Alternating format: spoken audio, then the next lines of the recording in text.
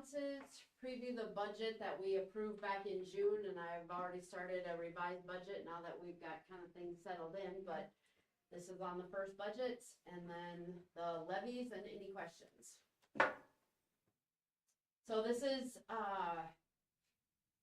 the per pupil basic allowance. This is just an estimate. This is what MDE has on their website as far as what they're estimating, because they did a formula adjustment for inflation and things like that. So, and there's just a picture of it. You can see it is going up, not quite as fast as we would like, but it is going up. District budget, you can see the revenue expenditure and the differences between them. Remember, this is the rough one from June still, but it should be fine. Here are the fund balances on July 1st, 2024. Okay, our restricted is 760,000, unrestricted is 2.3 million for a total of about 3.1 million. And you can see the graph there, the picture. We spent down on purpose because we were getting a little big. Now we're coming up just a little bit there this year. And Ashley will talk about that later in the audit report. This is just a refresher on the different funds. We have the general fund with the description that's used for all the everyday stuff, the education parts, books can be capital, but mostly they're general now. Just general everyday stuff. Food service, that money can only be used in food service. So any money that's brought. Uh-oh. Yikes. Of course. Hold on. Is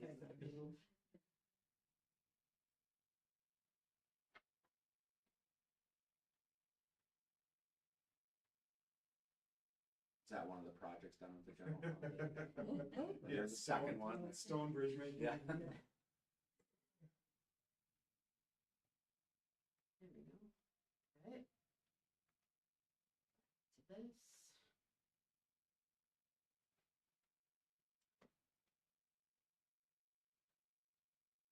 Oops, not from the beginning. Well, here we go.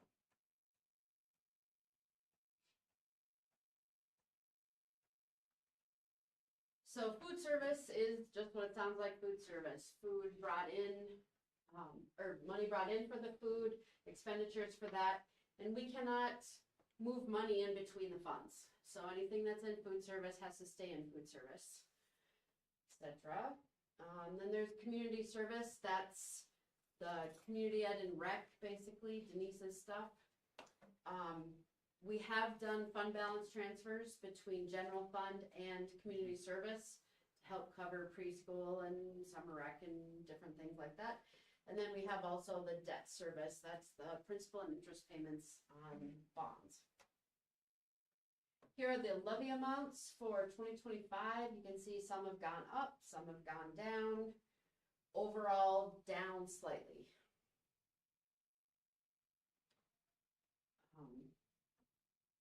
So that's what we're looking at for taxes payable this year, but it's the money that we get for next school year. There's a community service amount. You can see it's gone up.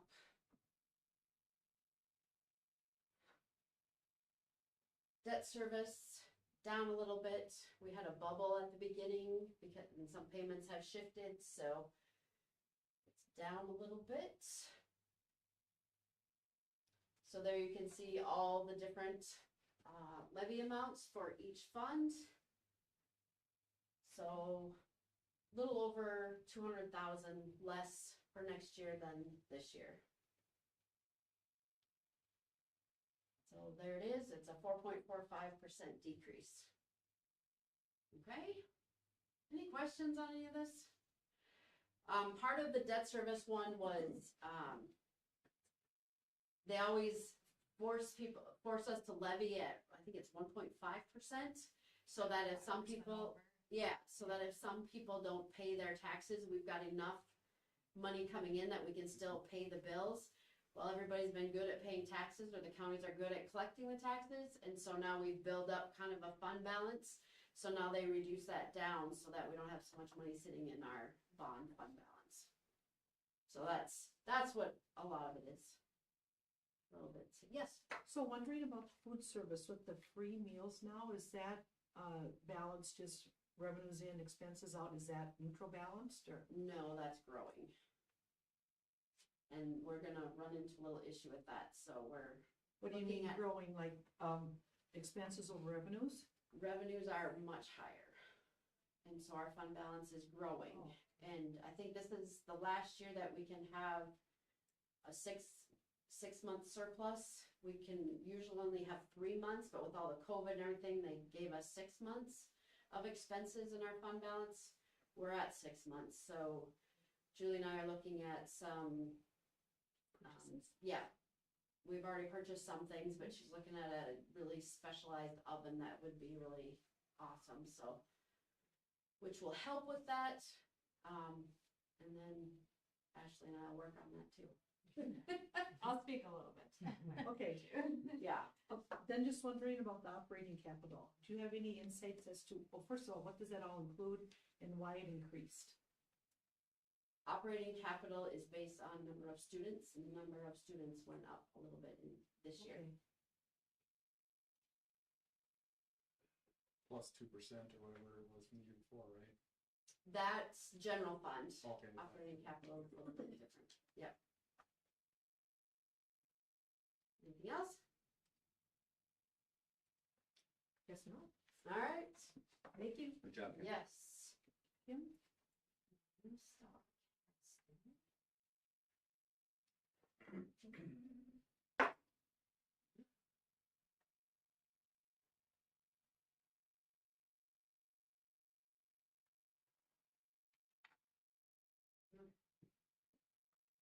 So now we can start the meeting. Okay.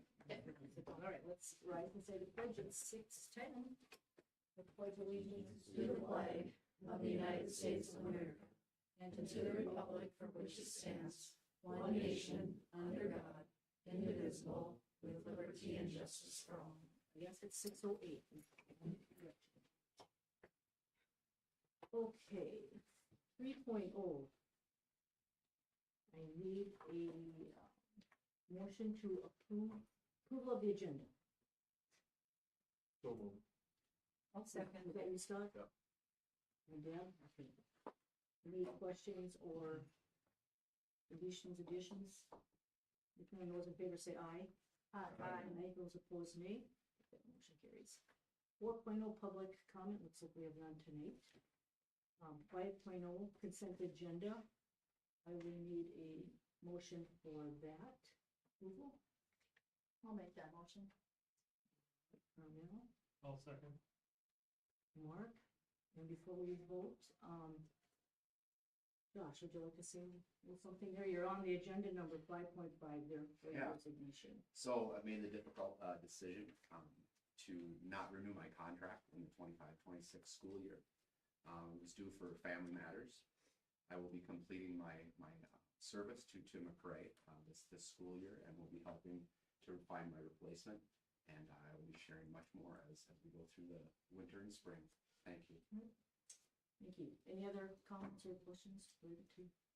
Thank you. Consent agenda? For the service that you've given to our communities and to our district, to our kiddos, our staff and whatnot. You know, when we hired you, you were the right person for the job, so it's gonna be hard to see you go. So thank you for what you've done. Thank you, Josh. Yes, thank you. Thank you. All right, those in favor of approving the consent agenda, say aye. Those opposed, nay. Motion carries. I was told there would be no big ticket items as I come into the board. Curveball. I didn't know that, Chad, I'm sorry. Alright. Got a bone to pick with Scott. You gotta come every Put week. that You in the gotta come notes. every week. Ben has a bone to pick with Scott. I second that.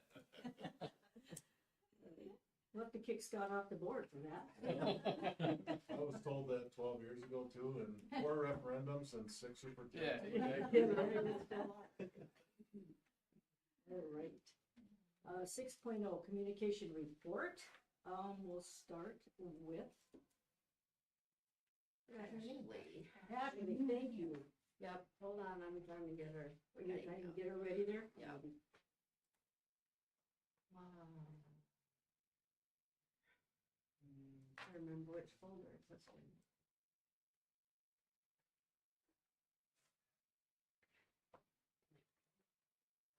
It has to be.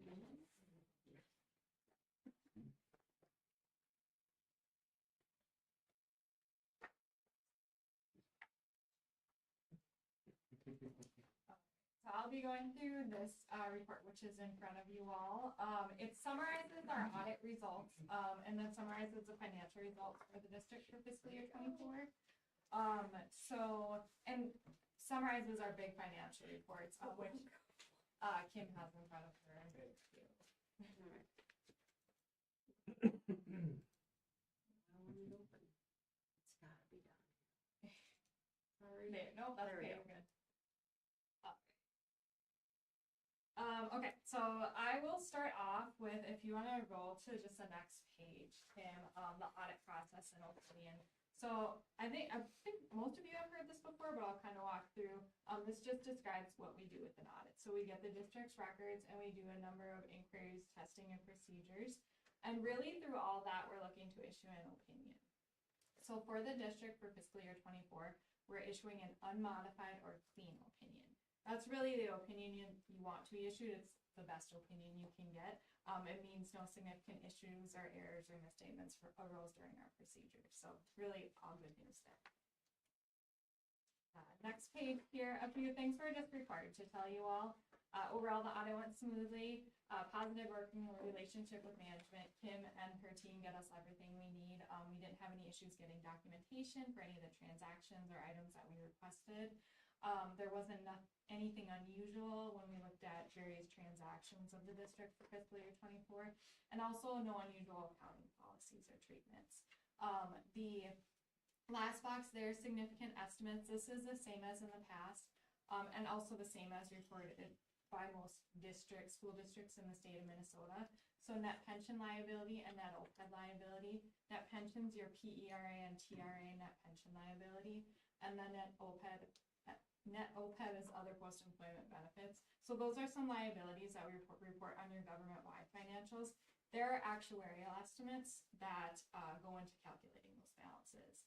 So the school works with an actuary for the OPEB, and then the net pension is determined by the state of Minnesota. So they have an actuary that determines PERA and TRA balances. So we're just required to report that in our report, just to let you all know that there are actuarial amounts that go into calculating those balances. And then the amounts due from MDE. Of course, the MDE state aid and receivables are constantly fluctuating. So we have to cut it off at a certain point. We have to say, okay, well, this is the point where we're going to cut it off, and we're going to say, this is your receivable at June 30th. Otherwise, we could probably hold it out. It's the final numbers from the state. Often we don't get those sometimes until April or May, sometimes at the very latest. I'm talking April, May 25 for fiscal year 24. So we have to cut it off at some point and say we're done. So that's why we say that there's an estimate there, because we do that cutoff point, basically, is where that comes from. So those are, like I said, nothing different than in the past, and same as reported by most schools in the state of Minnesota. And then internal controls here. This is going to look actually exactly the same as in the past. We do some audit adjustments for the district, mostly just property taxes and property tax receivables, state aid receivables that we do on behalf of the district. We're just required to let you all know that we do adjust those balances on behalf of the district. Segregation of duties, because you just have a few people involved in your accounting process. We do have to report that maybe things aren't segregated as much as you'd like. You know, you don't have as many checks and balances as a perfect world would like it to be. But you do segregate where possible. You have a few people doing your accounting, your books. I do have some districts who literally have one person. They just have a business manager and that's it. You have a payroll individual and accounts payable clerk. So there are some checks and balances there. And then that last column there, the financial statement preparation.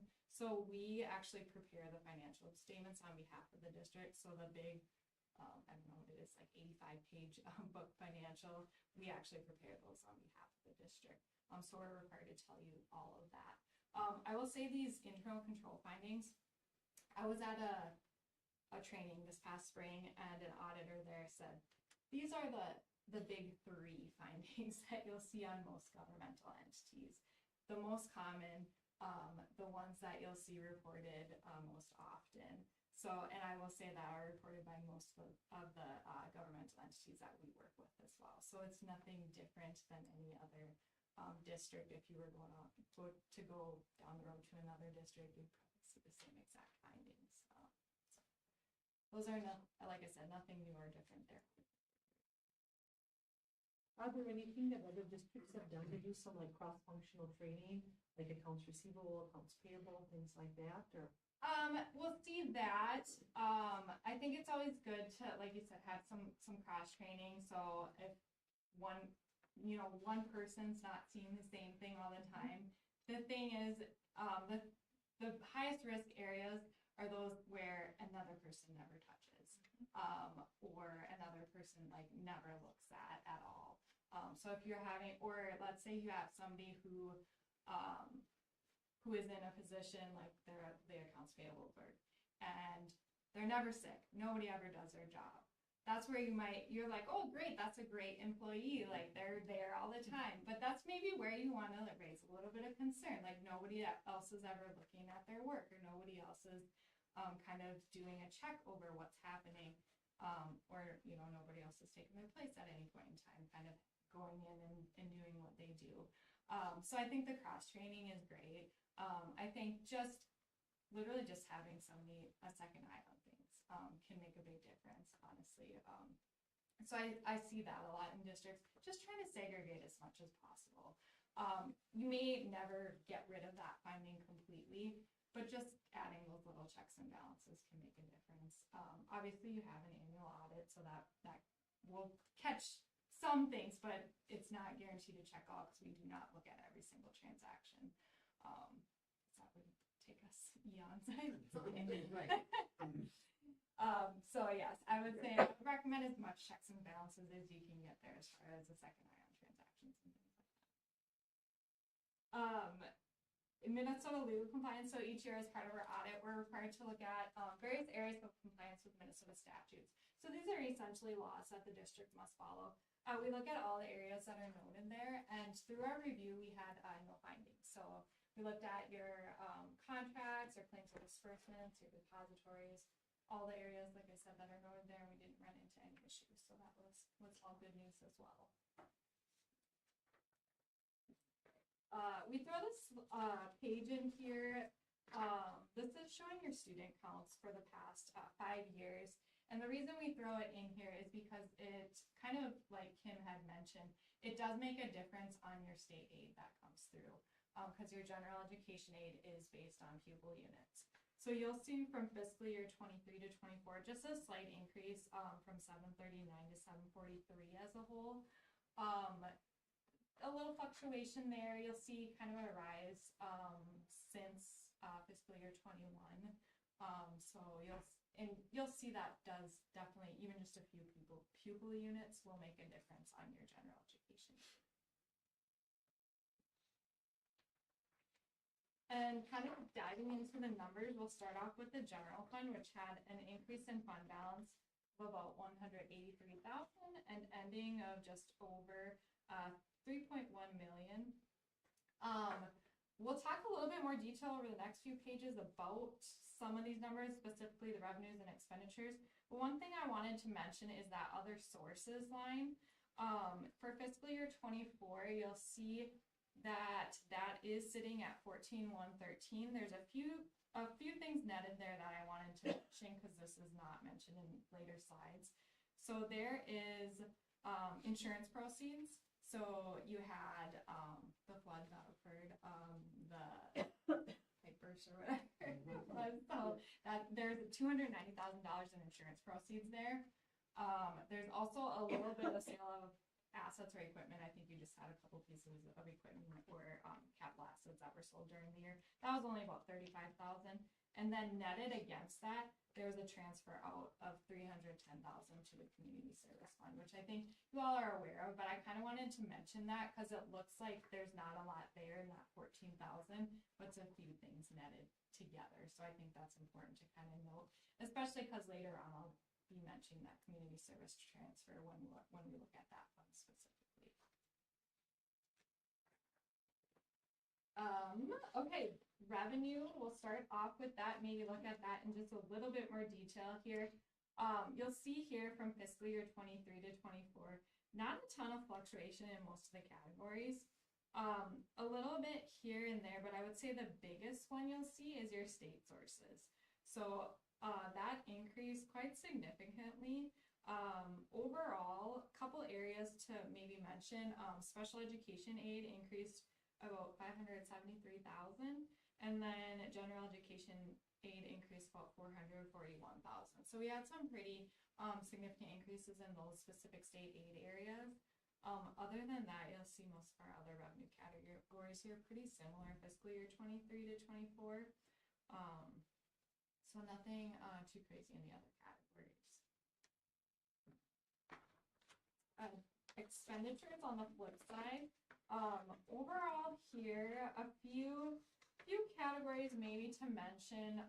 Regular instruction increased quite a bit. A lot of that, not all of it, but a lot of it is salaries and benefits.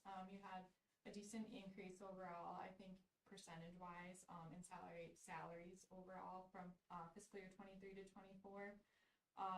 Exceptional instruction, which is your special education, that increased, which you'll see most often when your special education revenues increase, correspondingly your expenditures will increase as well.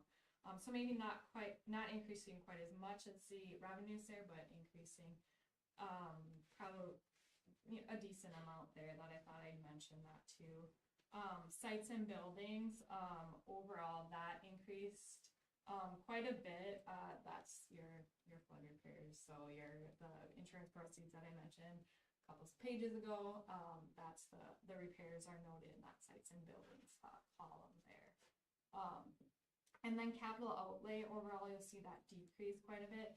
Roof replacements or repairs in fiscal year 23, so that's going to make a big fluctuation from the two fiscal years. And then just cash for the general fund, overall just a slight increase, and that's at about $3.25 million at 6/30.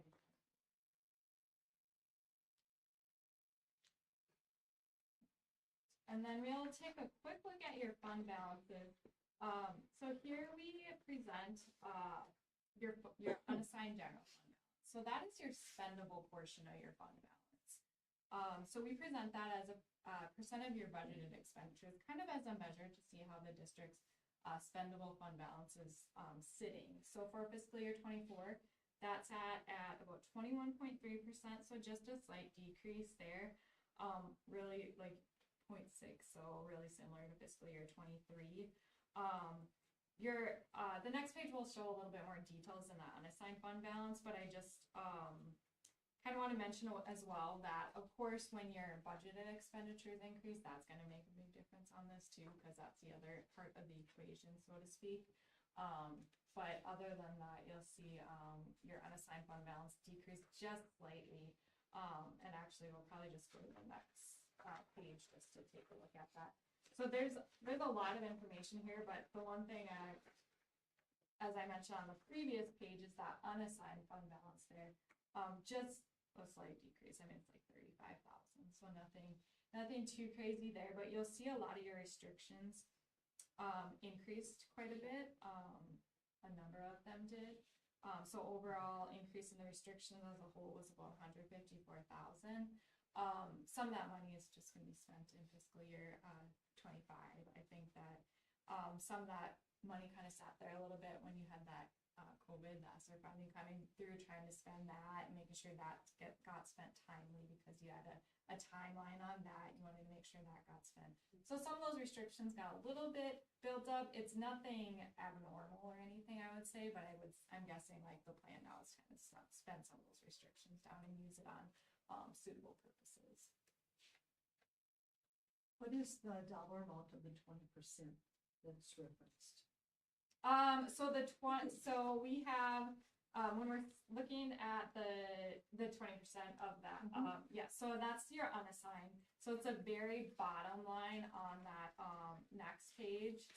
So like the 2.38 million. Could be 20% of that amount. So, yep, so we're wanting 20% of your budgeted expenditures. So your budgeted Total budget. expenditures are. Your budget expenditures for fiscal year 24 are 11,196,000. So you're looking at wanting to sit above 20% of that is what the district's goal is, for it to be above that. So kind of, I would say just kind of keeping that in mind as you're kind of looking at if you are spending down any of that unassigned. The district as a whole had a pretty healthy increase in its general fund balance. It's at 183,000, but of course, as we talked about, that's after your big transfer out to your community service fund. So before that transfer out to the community service fund, your increase in your fund balance was, I think, close to 500,000, which is a pretty substantial increase. So the fact that you were able to do that transfer out to the community service fund is pretty, I think, something to note as far as the fluctuations in your fund balance.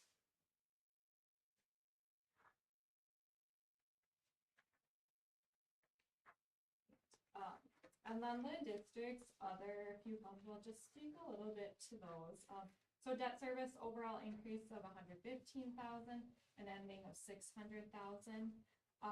Activities similar to prior years, like Kim mentioned, you're always levying just slightly above your debt service payments. So that's why we're usually seeing an increase in your fund balance and debt service, because that's those levies are supposed to be in excess of your actual debt payments that are going out. Did you say that was like 9.5% or something like that? Like 5%. 5%, yeah, above and beyond what your principal and interest payments are, and that's just a little bit of cushion. And like Kim said, if that gets to be too built up, then they just retract just a little bit of that with the state. And then building construction, of course, probably the biggest thing to note, other sources there, $5 million. That is your bond proceeds for 2024 A and B debt coming into the building construction fund, and then just those funds beginning to be spent in fiscal year 24. So the expenditures are about 3.3 million. Your ending fund balance in that fund about just over $4 million. And then food service and community service. So food service increase in fund balance about 102,000 and ending of 300, just under 306,000. Expenditures similar to fiscal year 23, maybe just it was a very slight increase in expenditures overall.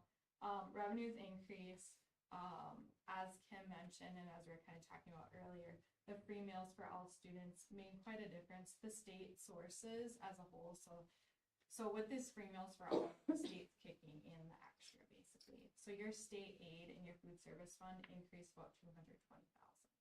So that's a pretty substantial increase there. And then of course, students are now no longer being charged for meals. The student meals decreased about 80,000.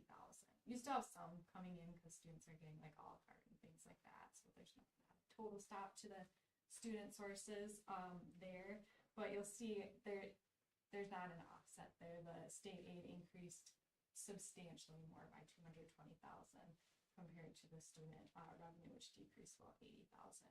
So what we're seeing with a lot of schools, as Kim mentioned, is that now they're having this fund balance being built up in their food service fund, and they're needing to spend it and it can be only spent on food service. You can't like transfer it out to your general fund or anything like that. It's a little bit of a tricky situation, just making sure you find appropriate expenditures. Do you see the state correcting that?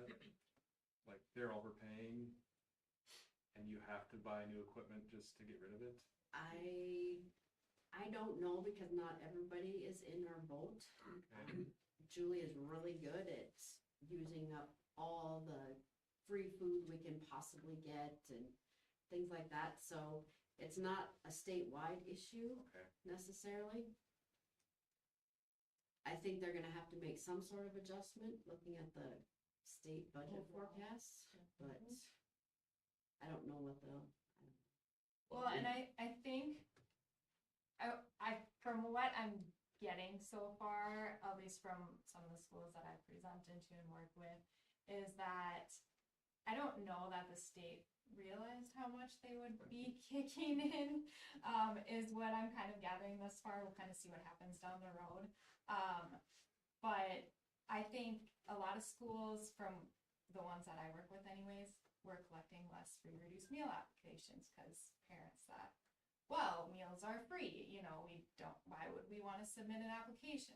But there's that gets used for other different types of aid and things like that. So applications weren't being submitted, so the state's kind of a little bit more than, I don't know what they were forecasting, but that's my guess. Well, and I think we have a lot more kids eating too. Yep. When their parents don't have to pay, they don't bring their own sandwich or whatever, now they're eating at The school. state has said that overall, that there's way more meals being served. Yeah. Yeah.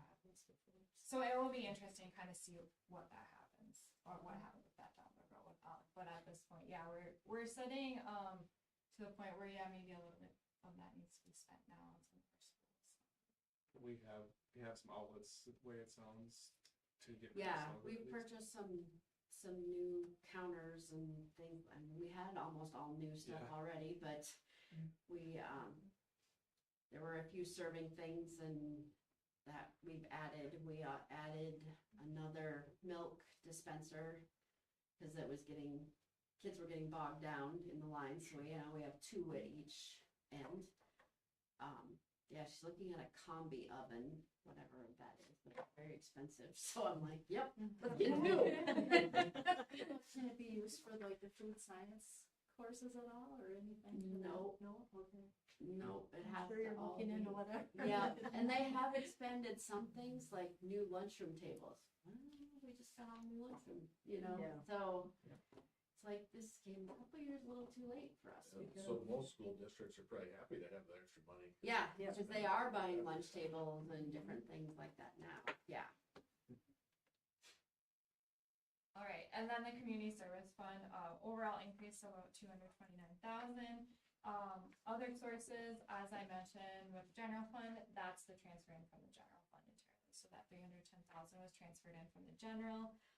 Overall, though, you'll see here your expenditures only exceeded revenues just slightly in your community service fund. We were able to utilize, I think it was basic skills aid in community service fund this year. Yeah. That's state aid.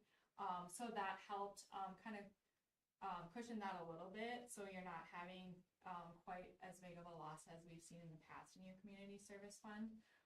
So the transfer in there, most of that was for kind of a negative buildup that had happened from the previous year. So, and we're trying to look at this more often.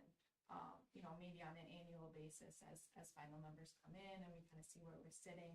I kind of just let Kim know kind of once we're through the audit and say, this is where we're sitting, what do you guys kind of want to do? Do you want to do a transfer into the community service fund? And you'll look at where your general fund sits. You don't want your general fund to tank obviously too much, or kind of see where things are at. So it used to be to the point where I think you were looking at it less often, like every few years or so. We're trying to make that on an annual basis. So if a transfer needs to be done, then it's done.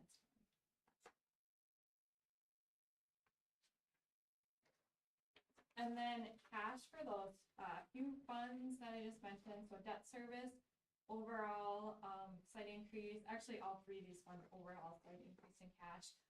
All 3 of those funds combined sat at about 1.6 million. What we don't present here, and we note that at the bottom, is the building construction fund, which had about 5.2 million in cash remaining at 6/30. That's a little bit deceiving because you had some payables at your end, and then a lot of that money was spent throughout the summer, but that's kind of where your cash sat at that point in time. And then here we just present, actually the next few slides here, we present for the district as a whole, where assets and liabilities sit.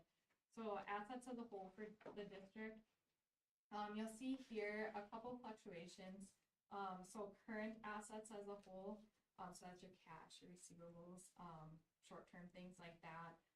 Overall, that increased quite a bit. A lot of that's cash. So your bond funds, like we had just talked about on the previous slide, those had come in the second half of the year. So a lot of that was sitting there. So it's just an overall increase in that cash as a whole due to that, the timing of that really. And then, other than that, not a ton of fluctuation in other categories for current assets. Capital there, overall increase as expected. You had a construction project going on, at the very end of the year, so that is just that, project being capitalized. So we call that a capital asset, on your government-wide financials. And then government-wide liabilities here, so this is all the liabilities of the district as a whole. Couple things maybe to note here, your current liabilities overall increase. Most of that increase is just construction payables at your end. So for the construction project, at that point in time, what was due to your construction vendors. So that overall, is most of your increase there. And then, of course, your debt there increased quite a bit. That's just the new debt issued, which will actually, if we go to the next page here, that will kind of depict that exactly how, the fluctuation there. So you'll see, for the district for, June 30th, 24, the debt side at about 43.3 million. And then we list your various debt issuances there. There are a couple of these that will be paid off in the next, I would say, like 5 years. So the 2021A will be paid off in 2026, and then the 2022A will be paid off in 2029.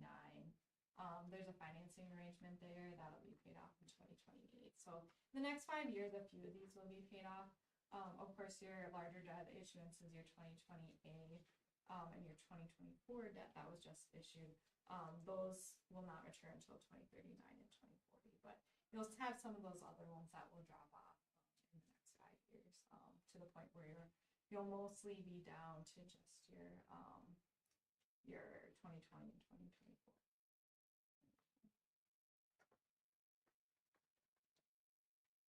And then we always put a slide in here, for any upcoming accounting standards, and there is just one that will be effective for next fiscal year, and that is GASB 101.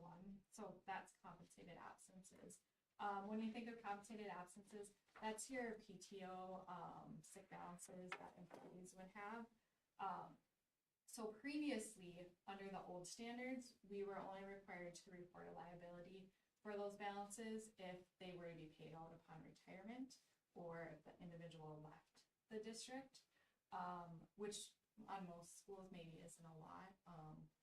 There's some contracts where you have that where they'll get a payout of their sick leave or their PTO or whatever it may be once they leave. With the new standard, we are required to report a liability for all balances. The term in the GASB standard is if they're more likely than not to be used. Well, you think people are going to use their PTO and their sick balances? Probably, you would think so, within the next year. So on most schools, we're ending up having to report a liability for this. The one thing I want to mention is that you do not need to report this on the fund level. So this won't hit your general fund or your community service or food service or any of those funds. Which is, thank goodness, because that would be an absolute headache. It's already going to be a little bit of a headache to get it implemented. But if the fact that it's not going to hit your fund level is substantial, because we, of course, would not want that to be refunded. It'd be in the hole. Yeah, it would, it's honestly on a lot of our districts, it's a pretty substantial balance, just kind of what we're gathering on information so far. I sent Kim kind of the details and we kind of started thinking about what the spreadsheet's gonna look like. That's kind of gonna kind of lay out these details, but we do like to mention this to you because you'll probably see maybe additional line item on that government-wide liability balances that couple pages back. going forward, so you'll likely see that, either that or we're gonna wrap it in with debt somehow or somehow in a long-term debt. It's just so you are all aware, and that we'll be working with Kim on to make sure that get everything squared away for that new standard. But that is the only one, thankfully. So, other than that, that's all I've got for you, but if there's any questions, I can answer them. Any questions, anyone? All right, well, thank you. Yeah, thank you all. Okay, we are on 6.1.2 Denise. Yeah, good evening, everyone. Just some highlights. The fall was extremely busy, was successful in so many different ways. Our ECFE program was strong. Most of our classes were full. Our youth, some of our classes had wait lists, and then some of them we had to add additional classes because the demand was there. I did include pictures in your packet. Sometimes they speak louder than words as far as some of the activities. Just a real highlight was the pumpkin patch party. It was our largest ever. We had 166 kids with probably over 300 people here that morning. And what we see more and more is just it's so intergenerational. You've got the grandparents with their children and their grandchildren, and I think that's just really something that we've seen increase over the years, and it's really fun to see. And then, of course, we offered a lot of different adult classes.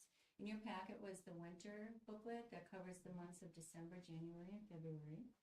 Youth basketball is going on right now. We've got 8 teams, grades 3 through 6. We have 96 players on them. They're going to be playing at halftime on the varsity game, so that's always fun for parents to see and the community to see. I included our volunteer coaches in your packet. It takes a lot of volunteers to step up to do it. Each team pretty much has 2 coaches, if not even 3. We're going to be hosting either games or tournaments on December 14th, January 18th, and February 8th. And then we also include the 2nd grade with Saturday hoops, and that's the end of January going into February. We also do youth wrestling. We partner with Quad, but we try to do something on site for those families that can drive to YME. And then we'll do that on Wednesday starting in January, and that'll go through the end of February. And Mike Brickley and Jeremy Schaefer will be coaching that. The Youth Scholarship Fund, we're close to about $3,000, but it did include how much it does really take. So just the summer is always our high use for a scholarship. That in itself is over $1,000, and during the school year it's about $1,000 to $1,500. So to try to build that, we do concessions, and then I write some grants that will go towards that. So, and then we do get donations from the community too. The Adult Basic Education Program is going strong. Jennifer Van Apps has been on maternity leave, but she comes back after January. And we really want to thank Ann Hugda for stepping in and teaching that while Jennifer was gone. And then, as you know, we're providing daycare this year, and Amber Today and Charity Janish cover that. And what's nice about that is Mervet is covering those expenses, even though they're McCray employees. So that's not something that has a cost to the school. I did the annual community ed report. I submitted that November 1st to the state. As far as facility use, the Girl Scouts used our facilities for their recruitment. The Moody Lutherans, I think I mentioned the last time that we were going to be having it, but we were able to raise almost $6,000 for the MACPAC program, and it was really a great show. Briggs Motley had their huge craft sale on November 2nd, and then the day after Thanksgiving, the Lions were here for the Pancake and French Toast fundraiser, and also the Clare City Ambassadors had some activities in the gym, and I heard it was well attended, and a lot of families in that night too. I just want to end my report in thanking Scott. He's always been very supportive of community, and I always know that you were always supportive of my work, and I appreciate that. Thank you. Any questions? All right, thanks. Thank you. 6.13, Jim isn't here, but we do have his report. We've got coaches in there. Gwinnett play practice is starting, along with junior high girls basketball. There's 15 students participating in the wrestling, the highest so far by 10 years, it says here. So, and the musical was done. So that's all he's got for now. Let's see, what do we got here? Mr. Bertrand. It's me. I will be brief. I know there's a lot going on tonight, so I better be mindful of your time. For the most part, we've been busy just checking out the boxes on the READ Act and letters training. We started to look at schedules for next year, just trying to be mindful of where to put things to make sure that we can maximize the help that we can push into classrooms for both math and reading, of course. And then being mindful of what kinds of needs we might have as far as curriculum goes. So we've just begun that process. It's been a busy but really fun time for us, Thanksgiving and now Christmas. So we've had a variety of first grade parade of balloons, our version of the Macy's Day Parade that toured our school. Lots of gratitude notes, just a great chance to reflect on things that they're most thankful for. We had a book tasting where they head down and get to try different types of books. So they have stations set up at the local library, and then they have so many minutes at each station to kind of get an idea of what they want. And then we'll also be passing out books at Christmas break. So part of the ESSER money went to buy books for our students. So a really nice collection ranging from 4 to 5 books. The higher level grades will have more chapter books, and then the primary grades will have more kind of picture based, but something really nice to send home with them over break to hopefully keep them reading. And then exciting stuff, we have the music concert on Thursday at 1 and 2 o'clock, and then again 6 and 7, so during the daytime and then during the evening. And tomorrow or maybe Wednesday, our roller skating extravaganza begins. So we'll have roller skating in Fayette for the next 8 days. So that should be a lot of fun. So kids are super excited for that opportunity. And that was a collection of donations that helped us bring them in. And Aaron and Caitlin did a great job of getting that set up for us and getting permission forms sent home, getting the gyms ready to go. So, do you have any questions for me? All right, thank you. Thank you, sir. Just a comment, is there also a varsity game here on Friday night of the concert? How are we gonna handle parking, especially for elderly? Grandmas and grandpas? Yeah, so that has been discussed. And communication will be sent out with the encouragement of where people should park. You know, we've had a couple events now this school year where we've been able to have all of our students park in that most north lot. That really has opened up, you know, some avenues here. I know Mr. Trulock has also, you know, had conversation too with, you know, the possibility of having almost all of the parking spaces that are facing the west all be handicap parking for some of those types of events. But that certainly is on activities and administration's radar. So yes. Especially at nighttime, it's really difficult when you've got older grandmas and grandpas that wanna come and have to walk all the way from the pool here. So. I would say come and drop them off and then park if you can. But I think Jim did say he was gonna have the basketball kids move their cars over here to open up that east lot. There is an away boys game. I think that'll help as far as people coming to the basketball game, so. All right, anything else? Okay, if not, then you're up, Chad. Awesome. Thank you very much. As stated at the November board meeting, my presentation for you today is going to be the annual World's Best Workforce and Achievement and Integration Data presentation. So Merry Christmas to all of you. Kind of the standard format that we've been following since I started. So I'm just going to kind of breeze through these real quick. All students ready for school is our first goal that we have in the World's Best Workforce. This is taking, in essence, you can think of it as like a kindergarten preparedness type session or goal. And so I really rely heavily on Christine Klosterboer to present the information or provide the information so that we can see how they're doing. SEL, reading and mathematics, I'm sorry, ESL, language and mathematics. And you can see our percentages are extremely high.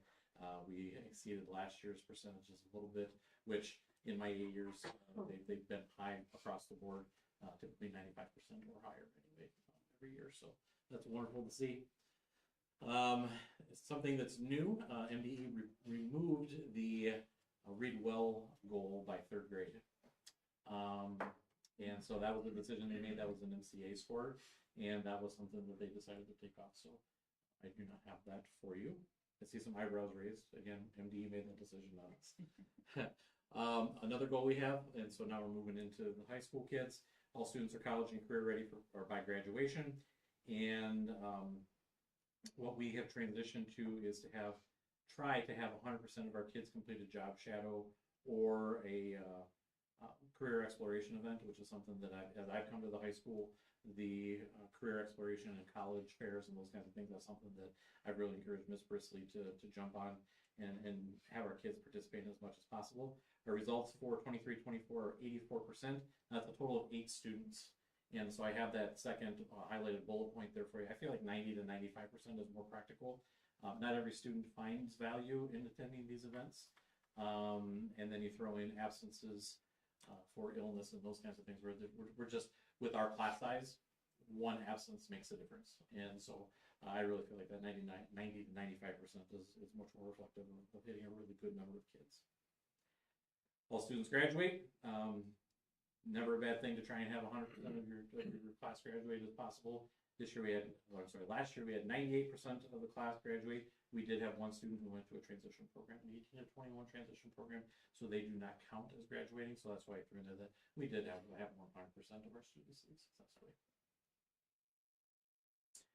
New for 24-25, and this is something that's pretty hot off the press for us. We spent some time last week talking about it, and what we've got going on.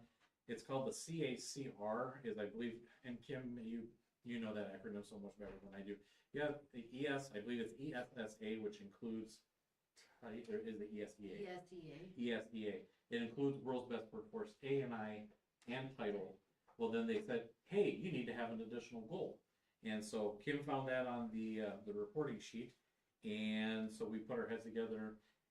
In the end, it comes down to kids needing to be lifelong learners, understanding that we need to prepare them to be lifelong learners. And so we sat down, there was a group of 5 of us who sat down, and we came up with a survey, and we're gonna do fall and spring surveys. So this year will be our benchmark. It's gonna be 10 questions, and we're gonna have a rating scale with stars. Because we have 5 through 12, we're trying to make it as user-friendly as possible so that we can hit all of those students and then not use too many adult words that would confuse them. And so our baseline measurement will be taken within the next 2 weeks. So we're going to have that done before we get out for Christmas. A&I, this one's one that you may be a little bit more interested in when it comes to reading and math. These are our reading and math results as taken with local assessments. So that would be, in the past, you may have heard Ames Web and STAR, and now we have FastBridge that we're using. And so we have a goal.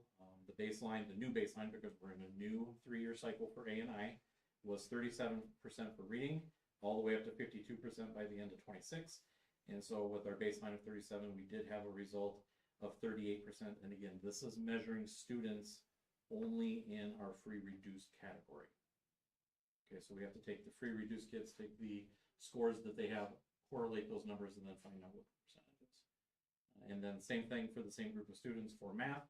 We had a baseline of 50, and hopefully going towards 65% to 26, and we had another 1% increase. So we did go up slightly in both of those categories. Can I just ask a question on that? Mm-hmm. I think the comment was maybe before that there's less like free and reduced applications. Will that directly affect like these sorts of numbers? Yes and no. They may not have free and reduced based, we actually have more free and reduced now because direct certification qualifies them for free and reduced. So if they, I'm not sure I know all the right terms, but SNAP, right? There's a bunch of Yeah, but so DHS, Department of Health and Human Services, sends a report to MDE, which they send to us, that these kids automatically qualify because they're in this state program, so they automatically qualify for free and reduced care. Gotcha. Our form kids would probably be Our form kids are Yeah, down, okay. but overall we're up a little bit. But if they take the form kids out, then it's gonna hurt us, Yeah. which is what they're talking about doing. because it applies to other things, not just free and reduced, so. Right. Okay.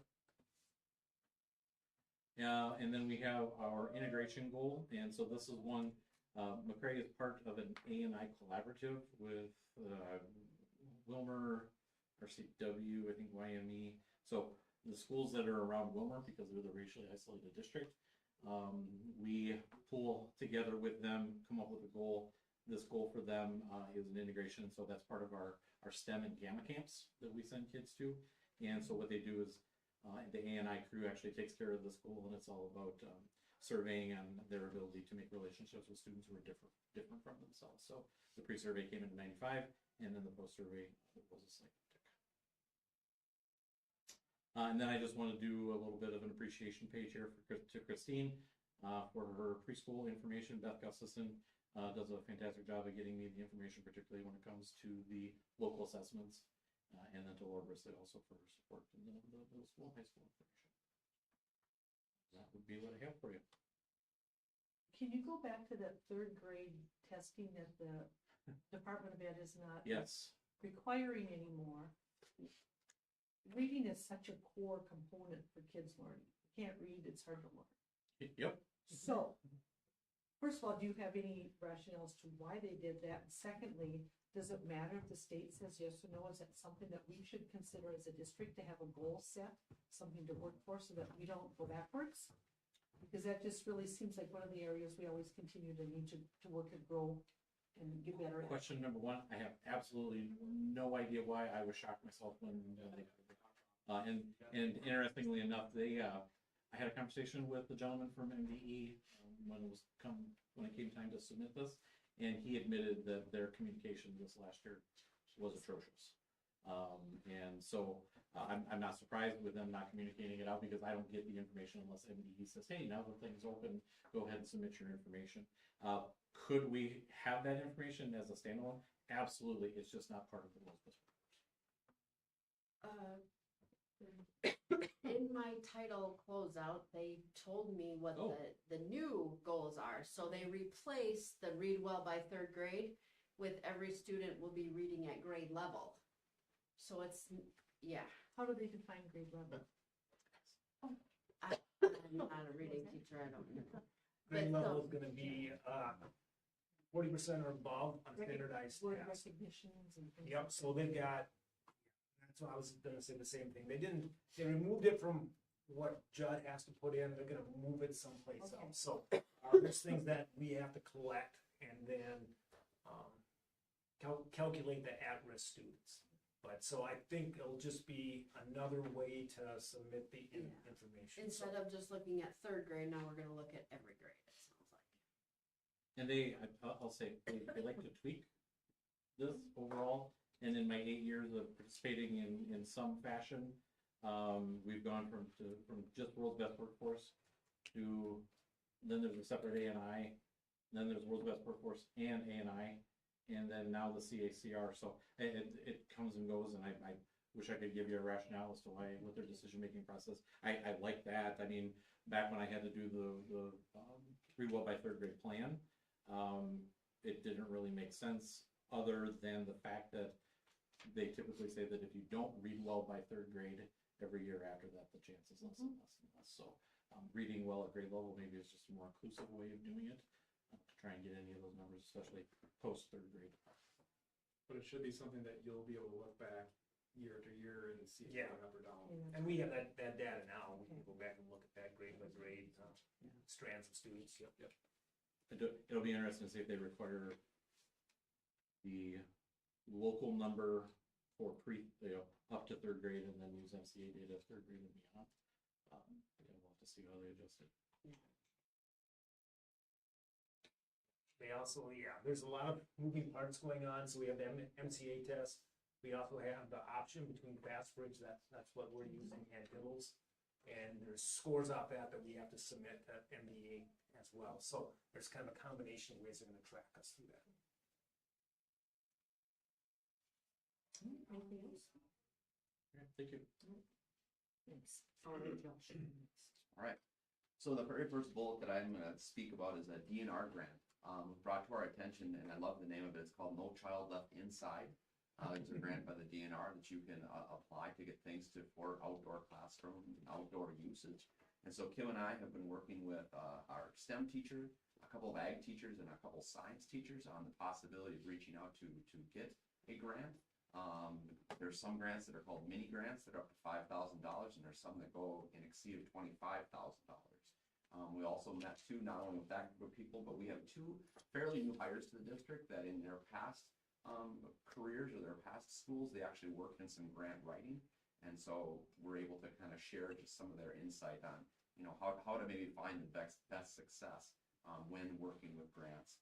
And this last week, Kim had the opportunity to go to a grant writing workshop and learn from a guru across the country on how to bring more resources into your public schools. And I think anytime you can do that and save the public tax burden is a wonderful thing. So that's the first item. Tom Sled is from the Chippewa County Soil and Conservation Group, and he came and met with Kim and myself and a couple of the ag teachers about how can we put in some additional trees that we lost after the athletic project was put in, not only for windbreak purposes and soil erosion, but also too for our FFA kids. Some of their FFA competitions require them to do leaf identification, and wouldn't that be cool if some of the very same species we are using for soil conservation are things that the kids can go out and identify? And then also with that too, how cool would it be to partner with classes and groups of kids to go plant them? And so the possibility, once that's all put through, the possibility is early as the first or second week of April, we could be planting some additional trees to the north and then out by the prairie. MREA, in education, we have a ton of acronyms, but this stands for the Minnesota Rural Education Association, and they had a great summit this fall that I was able to attend, and I was able to sit on a 4-day school week panel and answer questions from other superintendents and other business officers and other school board members, and that took place up in Brainerd. I also attended a Building Authentic Connections workshop, where I was able to also sit on a panel and help facilitate some conversation. I attended the ABC of school finance, and that ABC is not just simple things, but it's allocation, budgeting, and also compliance across the state. And any of those opportunities just to learn more about finance and budgeting is a good thing. Also attended a workshop called Equipping Educators and looking at the mental health support strategies. Just providing resources for not only your students, but also your staff and then the people you work with to battle the mental health that is out there. And then also too, during one of the breakout sessions, I got to listen to Melissa Oberg, and she's the National Rural Teacher of the Year, and she's from Minnesota. And she gave a presentation called Green Lights, and there's a book, and now the author escapes me right now, but maybe it'll come to me by the time I'm done presenting on my notes. But the fact is that if you envision yourself going to school or going to work, you're going to come across red lights just on the highways and byways that you might go on. But also we come across those red lights and those yellow lights in our day-to-day challenges too, and just always looking for the green lights. Because that green light is universal, we can go forward. And so looking at, yes, there are hurdles and there are times that we have to go into things with caution, but just to celebrate the green lights that we have in our life. Matthew McConaughey is the author of that book, Green Lights. I think there might also be a podcast and a movie about it too. We're looking right now at the 4-day school week application. Looking at these next steps, I think Jesse just shared, actually it's been like the last 48 hours or so, that now the application is public, and so we can begin that process of doing the public meetings or doing the surveys or doing all the things we need to do to be approved for that. And there is an anticipation that now it would be a 6-year term, so it wouldn't be as often that rural school districts or any school districts would have to reapply. More and more rural school districts are looking at the 4-day school week for their schools and for their districts. Ashley, who was here tonight along with Kim from Schlenner and Wenner, the CPA firm we met last week to prepare this presentation that was shared tonight. She's such a valuable resource to explain, the nuts and bolts of things, because Kim could have done it, but I could not have sat down and gone through all of this with the great detail that she shared this evening. We're halfway through the school year, but believe it or not, we're already working on the 2025-2026 school year prep. Even so far as looking at back to school workshops and what do those look like for staff, back to school for moms and dads. What does that look like? How can we get, forms to them or get the materials to them earlier in an efficient way? Staffing and scheduling conversations, of course, as we look to prepare for next school year. And then we are in a contract negotiation year with our largest group, our teachers union, but there's all their staff too. So I'm in the process right now of beginning a preliminary survey of what their desires are, what our desires are, so that the next superintendent has that documentation in front of them.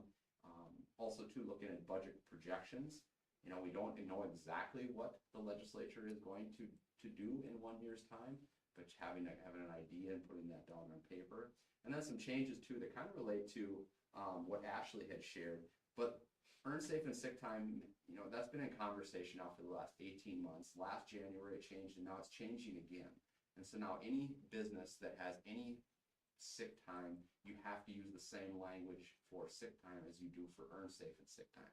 So when there used to be these two pools, or these two pots, if you want to call them that, that's true. You can still have that, but you have to use the same language in the earn safe and sick time. Now there are different things that you can do differently if you have paid time off, but paid time off is different than sick time, which is different than earn safe and sick time. And then flip ahead to January 1st of 2026 is the Minnesota Paid Family Leave Act will have to follow those rules. And that's going to impact schools, not only McRae, but others, where especially teachers groups can accumulate large catastrophic leave banks. And some may have up to 160 or 170 or 180 days in them. What is going to happen with all of those days when the state is changing their law with this? And that has people, repercussions, and it certainly has financial repercussions too. So that needs to be in our mind as we prepare for not just this January 1st, but next January 1st. And then also too, the employment costs continue to climb. As a district, we're spending tens of thousands of dollars each month in that. And that again is legislative, things that we have to abide by. Some of those unemployment costs, the state does have money available, but how long that's going to be, I don't know. And then finally, and most importantly, Scott, thank you very much for your service to McRae School Board and just using good common sense as you sit on this committee. So thank you very much. Thank you. Any questions for Josh? No? All right, thank you, Josh. 6.2 committee reports, I don't believe we have any tonight. 6.3 board discussion, I have 2 items. One of them again is to thank Scott for all you've done and for your good advice. We're gonna miss you. And welcome to you, sir. All right, and then I think we're gonna need to do a special meeting here for the superintendent search and figure out what we're gonna do. We've got options. I've already spoken to MSBA about some options that they have, but there are other ways to get a search done as well. So I think we just need to sit down and figure out what that is. The sooner we do it, the better, because it's gonna be January soon, so. And I know we did a fast track last time, it looked great, but I think we already started a little bit by this time, so we'll have to figure that out. But does anybody have any thoughts about, and once we come up with the date, I can talk to SBA and whatever and see what I can throw together here for that, but is anybody got dates in mind here? What do you think? We should probably throw some on as busy as people's schedules. Yes. Are we thinking like as early as next week? I'm thinking we maybe should try something for the first of you, and I would ask Ben that if you could attend those, because you're gonna be part of it anyway, even if you're not officially sworn in yet, if you do that. So my schedule is very flexible, so it's kind of whatever works for other people. And I think within that meeting, both Barb or Amy, they've got some really good stuff from SBA to show you what has been done in McRae before.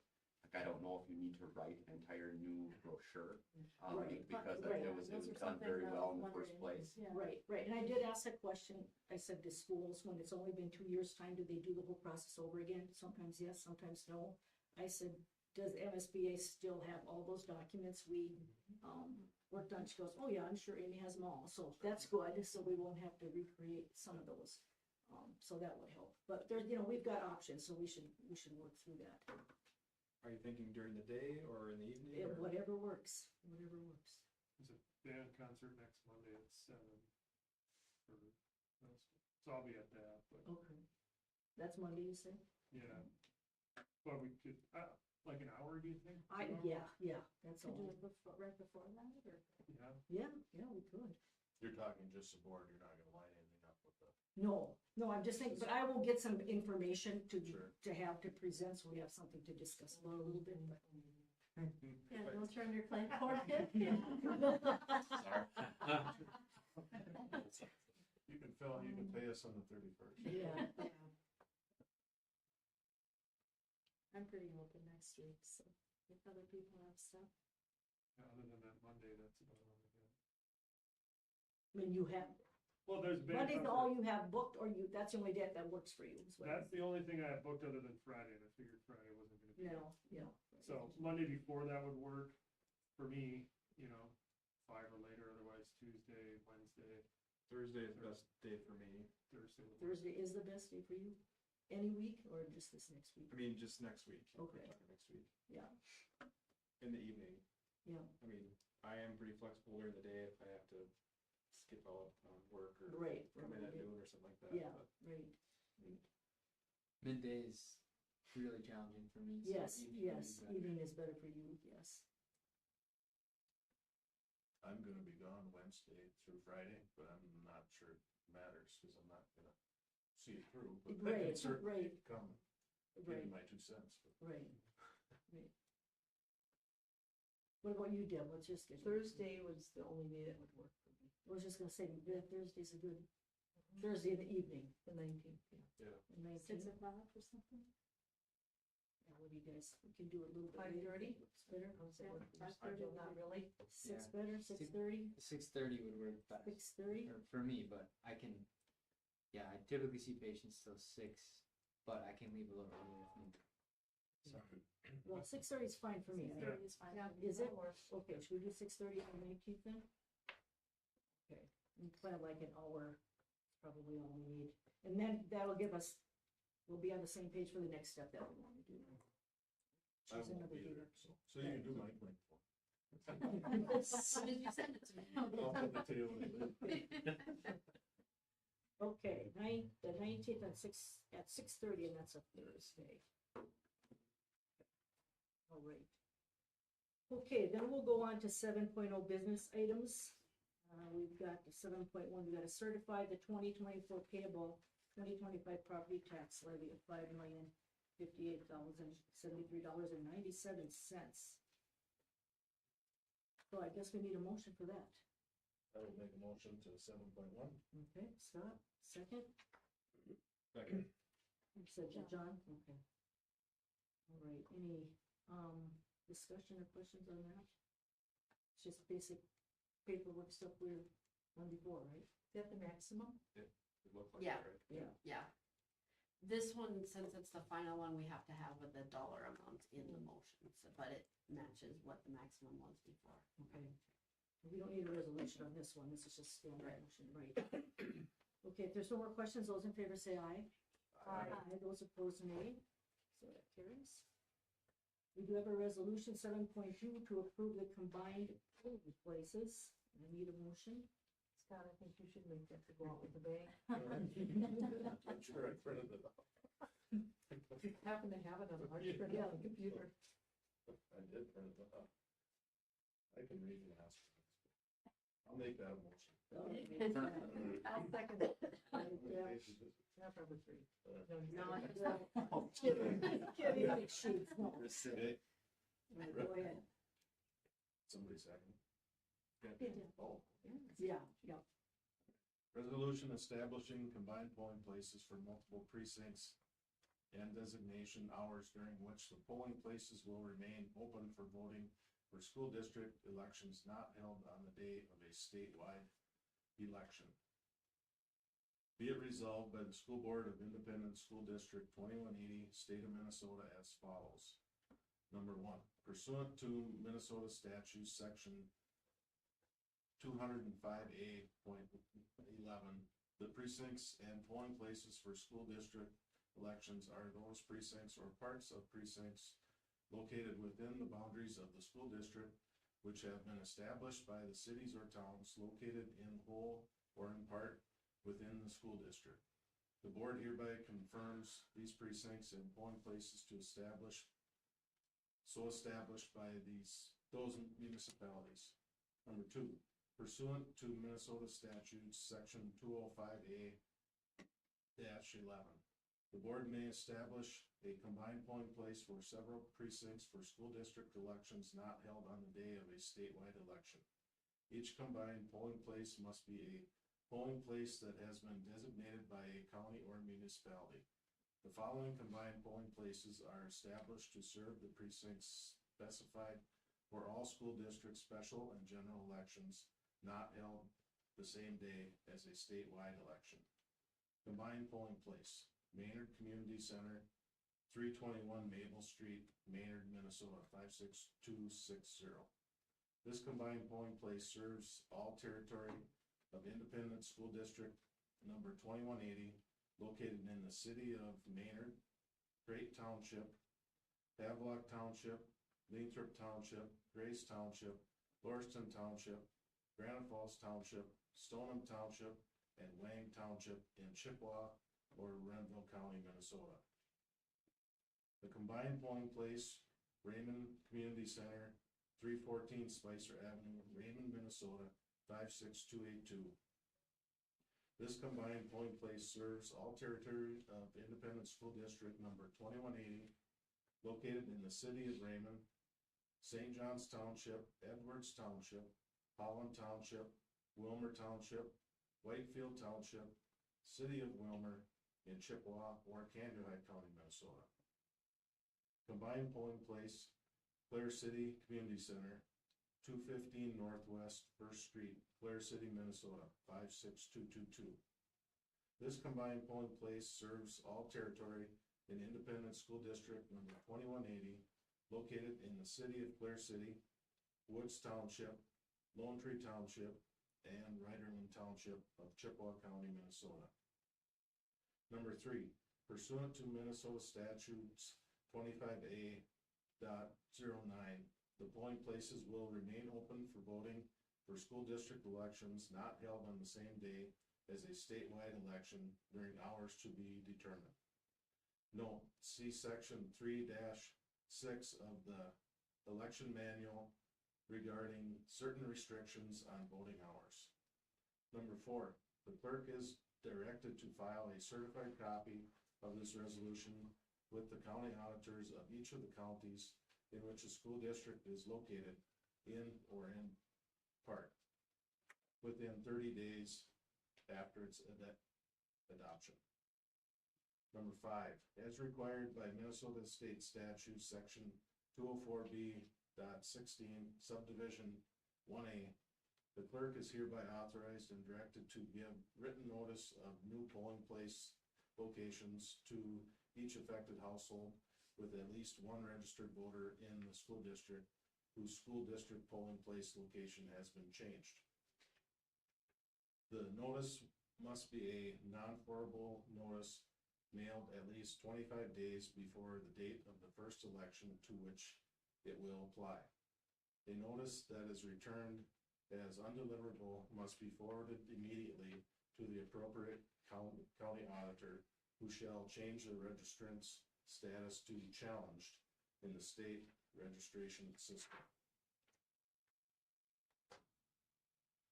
If a combined polling place is changed, the change must be adapted at least 90 days prior to the first election where it will be used unless that polling place has become unavailable for use.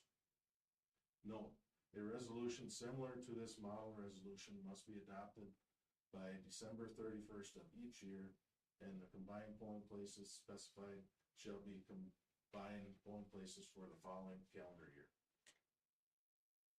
All right, thank you. Anybody have any questions or comments on that? Standard procedure there.